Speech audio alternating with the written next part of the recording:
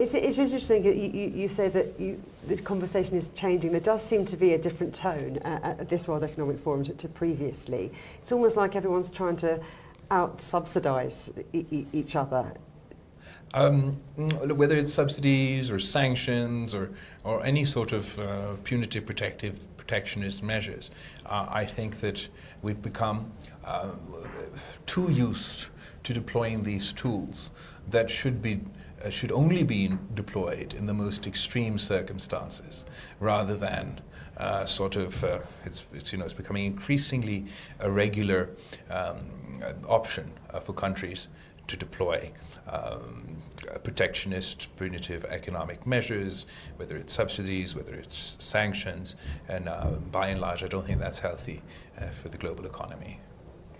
Let's talk about the cost of living crisis and climate crisis, two themes that I know in your country you're particularly aware of. How they intersect is going to be interesting, isn't it? Absolutely. So we have an economic crisis at home, some of our own making or our predecessors' decisions have resulted in economic difficulties for Pakistan, but also in a large part due to events out of our control. The COVID pandemic has had its impact on supply chains and on inflation. Then there's the war with Russia and Ukraine and the associated sanctions, which also had a knock-on effect, not only for inflation, but for our food security, for our energy security. And finally, the devastating climate catastrophe that we faced earlier this year, another event out of our control, has had an outsized effect on our economy. And it has particularly been devastating for our agriculture sector, which is the backbone of our economy. We had 5 million acres of standing crop destroyed just in that one, sort of the floods in the monsoon. Then the second crop, which the first crop was our rice crop and our cotton crop. The second crop was our wheat crop, which is due to be sowed in the southern areas of my country in November.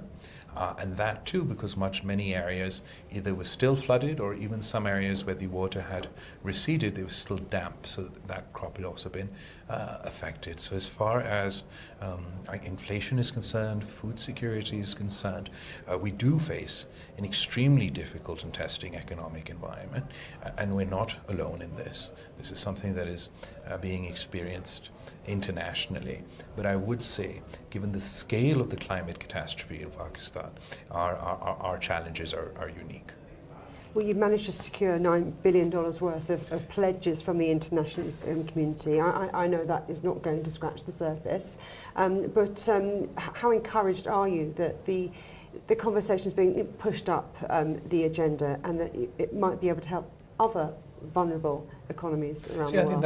I think that's you've hit the nail on the head. That's exactly what's so encouraging about the response. We've had an amazing response to our Climate Resilient Pakistan conference that we had in Geneva, where we crossed our target of $8 billion and received $9 billion worth of pledges. Of course, there's a lot more to do, but it's extremely encouraging that the entire world, from the east to the west, united, stood shoulder to shoulder with Pakistan in this difficult time, both on the during the relief phase and now during our reconstruction and rehabilitation phase. And it is encouraging for those who in the future worry about facing a similar climate catastrophe, that we've shown that the world will stand in solidarity with you.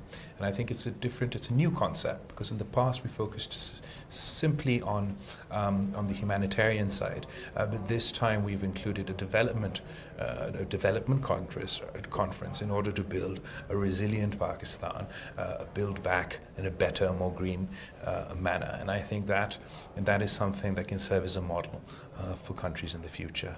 I'm going to ask you one more question. Final want to know what's your biggest worry? Is it inflation? Is it climate? Is it war? Something else? The biggest worry for 2023 is the economy, and the economy. There are incredibly worrying signs everywhere, whether it's war, whether it's climate, whether it's the pandemic. It's sort of created an alarming situation on the economic front.